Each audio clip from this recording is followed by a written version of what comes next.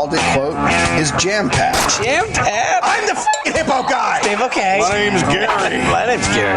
Is it for fun? And this is not going to become the Tickling Podcast. Okay. This is like anarchy! On a 5-part coefficient. Come on, Rube, let's play! Now hit him with the puppy. You both present sick arguments. No sleep till hippo! Just like the hippo. Action part.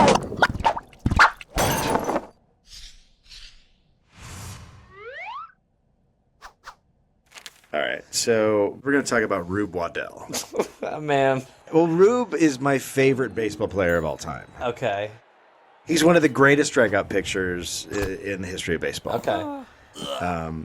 Beginning in 1898, he set just about every pitching record there was. Okay. He was one of the most feared pitchers in baseball. Okay. And he was an amazing idiot. What do you mean? He was pretty dim. And he did not have a formal education. Mm-hmm. Okay, so he's just a guy, you know, right off the hayseed truck. Sure. I want to emphasize again that he did not have a formal education. Oh, okay. So that's the thing I should be very aware of. He claimed that his childhood hobby was throwing rocks at birds. And Oh, man. and that's how he learned how to pitch. Oh, my God. Okay? Yeah, sure. Yeah, so he's, you know, that was his hobby. Sure. His hobby was to throw rocks. At birds. At birds. Yeah. So by age 18, he was ready for the minor leagues in Butler, Pennsylvania. Okay. He built his reputation of being very good-natured, but he was very simple-minded. Catcher Jack Nelson gave him the nickname Rube, which was reserved for Hicks. Right. And it stuck immediately. Everyone was like, fuck yes, that guy's Hey, Rube. you're Rube. Yeah, okay. Look out, the bird. Bird! Give me that rock. Give me that rock. I'm going to throw it at him. The Rube also didn't quite understand the rules of baseball when he got there. Now, see, that's a red flag for a player. The Rube, when he started, would throw the ball at the runner and hit the runner. Well, now let me ask you this. Was the team called something like the Cardinals? Because then he's just going back to his boyhood game of rock throwing at birds. True, that is true. So then his next opportunity, and I don't know why this happened, but Volant College, which I don't think is in existence anymore, Volant. So wait, this guy who has had no education. No, he's dumb as a fucking as a pole. Dumb as the rocks that he's throwing. Yes, he's as stupid as a rock he's throwing. They offered him free tuition and board. What? Tuition and what? And board. I'm not bored. I'm having fun. Okay. And $1 a game. Uh-huh. And free tobacco. Oh, I like backy. This is my right hand. My throwing one. The colleges had 7 innings per game. He averaged 15 strikeouts. That's pretty great. That's insane. Yeah. More than once, he called for all of the players to leave the field, and he would pitch with no defense behind him. What? Like, do you know how fucking mad the batters must have been? And who can... Steve was like, everybody off the field. Is the coach a scarecrow? I don't fucking know what's happening, and everyone would just leave the field and he'd just pitch. Waddell would celebrate 3-strike innings by cartwheeling or walking on his hands or somersaulting off the field back to the dugout. Now I'm starting to love this guy. Okay, right? Yeah, because... This, I am so... That would be the greatest thing ever. This to is see great. A guy just somersaulting. Yeah, so cartwheeling, a grown man who can't read, cartwheeling and somersaulting when he does well. Yeah! That's Rube! The other team must want to kill him. Oh my god. Oh my god, kill him. The other fans? Can you imagine Oh other my fans God. being like, "What motherfucker?" No respect! So, he earned reputation, and next he signed for $500 with Louisville. Okay. In 1986. I think 1896, sorry. I think they were the Cardinals. Oh, boy, that's got to be a wrong. paradox for him. Yep, He's going to throw rocks at himself all day. I am a bird. I don't know what to do. Peep, peep, peep. Oh, I hit myself on the face. Where's Rube? He stoned himself to death. Okay, so club manager fined Rube $50 for excessive drinking, and Rube quit the team. That was after 2 days. Oh, wow. Okay. I'm a huge fan. I am so in. How this is not a movie. Oh, my God, yeah. So the Rube packed up and headed for Detroit. Oh, you're excited. There, his career lasted 9 games. When he was fined $50 for playing at a Sandlot game with local kids on his day off. And Rube, being against fines... But may I guess? Yeah. He quit the team.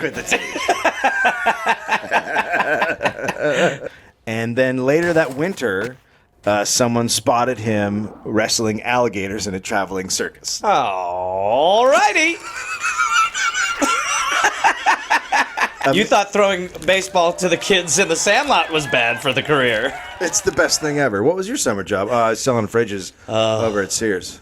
I wrestled gators. So...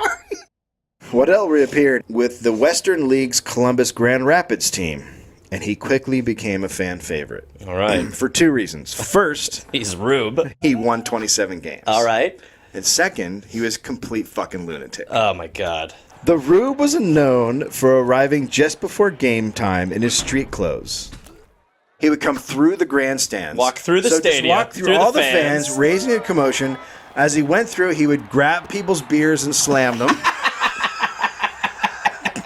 He would eat their hot dogs. Oh, my God. And sometimes he would start fights with fans. Oh, my God. I mean, he's made himself unfindable. You cannot find him. It said he would usually change into his uniform as he ran across the diamond. Oh, my God. So did he also invent streaking?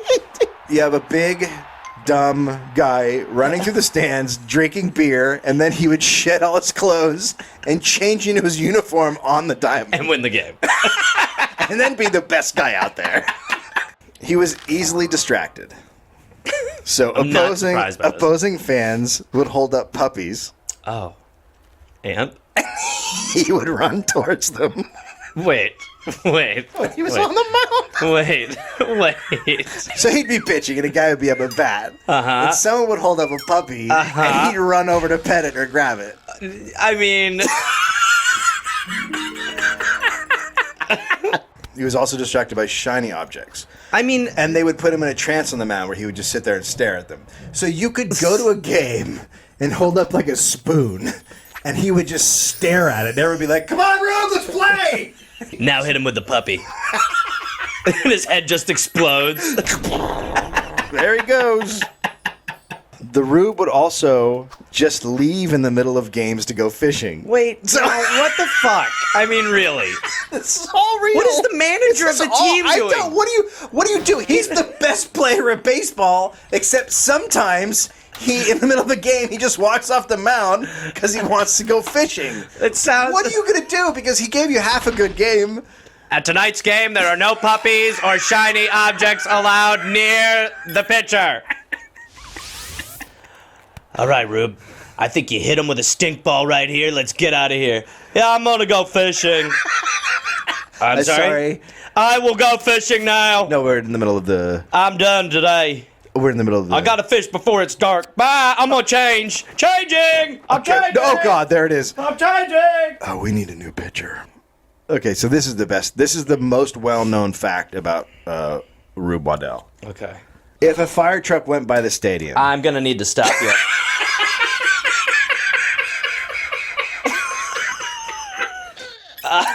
I doesn't matter what the rest of the statement is. Right. This is a problem. Okay. If a fire truck went by the stadium, he would chase it. No! Every time. What? I mean, if the manager would be like, look, if we can get through today with no fire trucks, no puppies, no shiny objects, and he doesn't want to go fishing, we got a shot. One teammate of this era recalled Rube soaking his left arm in buckets of ice for hours at a time, claiming sincerely that he feared he'd burn up the catcher's glove if he didn't cool it off. So he does know science. No, he's not good with physics and science. Rube, hold on, I gotta keep ice in my arm, otherwise I'm gonna hurt that poor catcher. Light him on fire. Light him up. Waddell led the league in 1900 with a 2.37 ERA. Oh, wow. So he's beating Cy Young at this point. He's better than Cy. The award is named after Cy Young. And he's better this than guy's him. better. Yeah. I got a bad feeling. but he racked up an unimpressive 8-13 record. Many of his defeats came as a result of his high rate of errors. Okay. Most people believed he committed so many errors because of his habit of drinking at local taverns as a pregame ritual, where he was known down to suck down many beers and put on an apron and play bartender. Oh my God. Aren't you pitching today? Yeah. Oh my God. And I like a ritual. Yeah. A pregame ritual. Gotta get him. Not that he would go every now and then and have a pop But before here's the game. crazy thing. He's still pitching great. Yeah. But when they hit the ball at him, he can't throw it to first because he can't pick it up because he's so drunk. Yeah, the But guy's that's just it. like, all right, guys, we're just going to bunt today. Rube's hammered. They probably did. Oh, my God. They're just bunting back at him. And just probably laughing their asses off. And then someone holds a puppy up and Rube just like falls in his own dugout. Waddell's player manager, Fred Clark, suspended him in late June of that year. It turns out the Rube liked to pack pistols. And one day, he threatened to shoot his manager full of holes. Wait. And I like how he's still not getting fined. I love that he's a drunk guy He's drunk, who's bringing guns to the loaded stadium guns, threatening to kill and his now boss. threatening to kill the manager. Oh my God, you'd be like, wow, I thought we had problems when he was just showing up shit-faced for games. He's gonna kill me. So he was kicked off the team and found himself playing for an independent team in Puxatawney. Oh, Puxatawney, yeah. Yeah, that's where the Groundhog. Yeah. Pennsylvania. Legendary manager Connie Mack, upon hearing of Rube's availability, immediately signed him for his franchise, the Milwaukee A's. Okay. Under Mack, Waddell finally began to excel in one of his most famous feats after pitching a 17-inning game. The Rube turned around and pitched the second game of a doubleheader, completely shutting out the opposing team. This guy threw triple the normal amount Jesus. in one day Oh my God. and shut them out. And had a dog's brain. And had a dog's brain.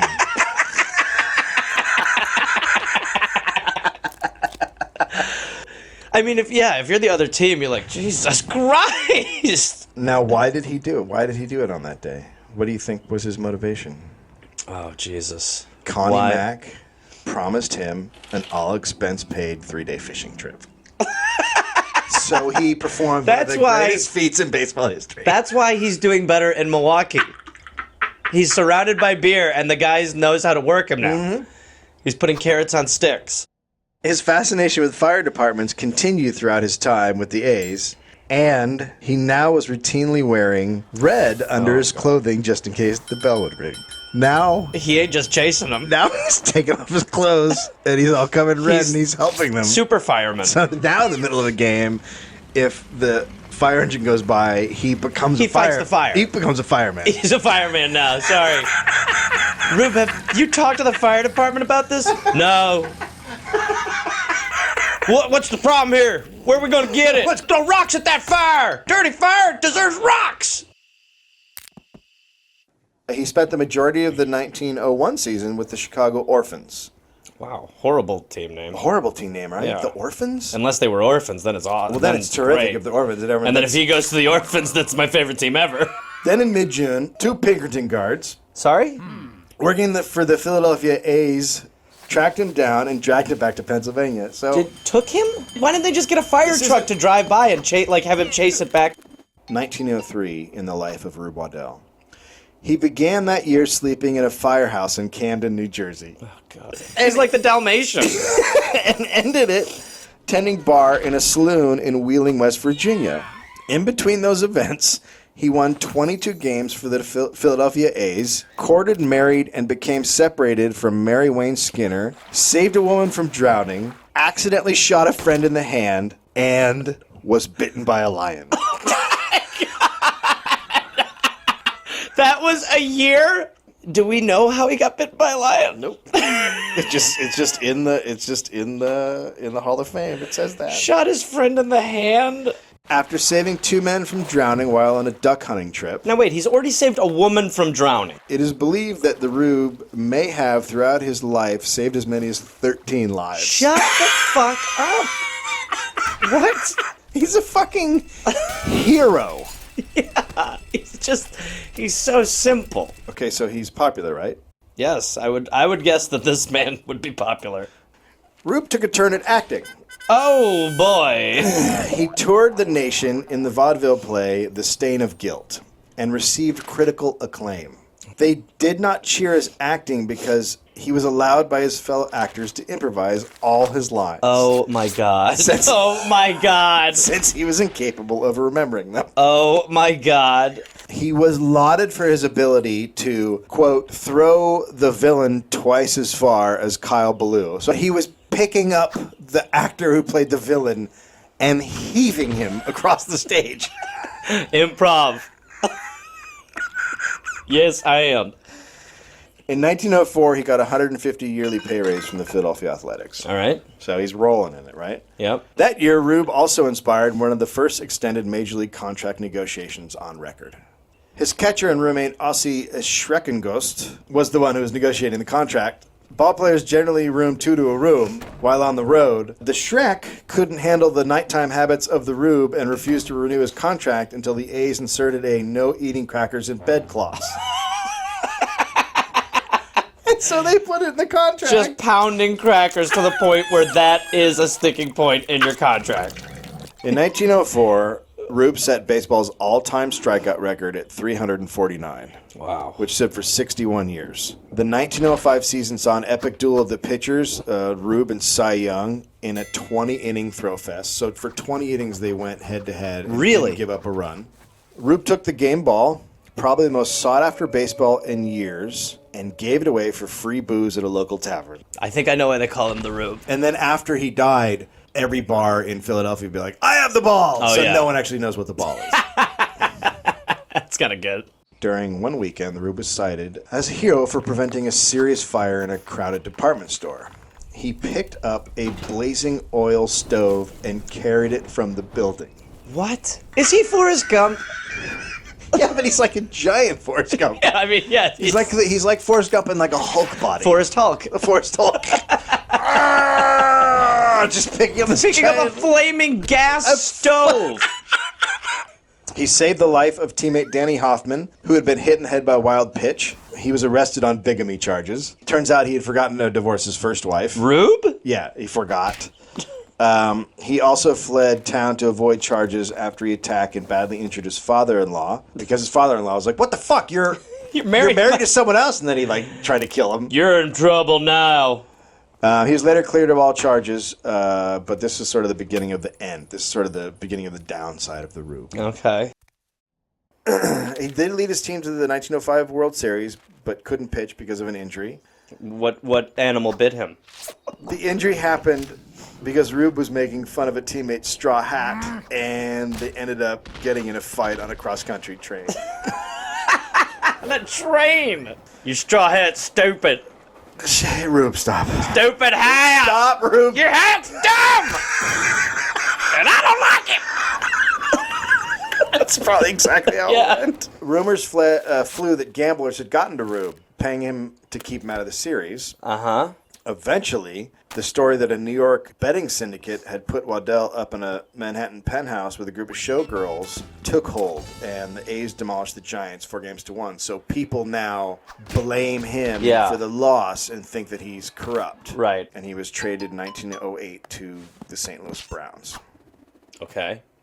There he set a single-game strikeout record of 16 against his former teammates. Jesus Christ. So his team came to town, his whole team. And he's just he like, fucking struck them all out. Fuck you all. They were trying to keep him out of trouble, so they hired him as a hunter for the season, for the off season. What? So I'm going to need you to break that down a little bit for me. Okay, so they didn't want to work in a bar or wrestling alligators, so they hired him as the team hunter, and then he would go shoot animals and bring them back, and the owners would eat them. The Team Hunter? You've never heard of a team hunter? I've never heard of a Team Hunter. Everyone's got them. You know, Rube, we're thinking of promoting you. Oh. Yeah, we want you to be Team Hunter. Oh, God. Yeah, and you just go out in them woods and you just kill animal and bring it back to us. And that's really important. That's a big job. That's like GM. Okay, is that a straw hat? Nope. Okay. It was the first time he avoided scandal in years, and he kept the team stocked with duck and venison.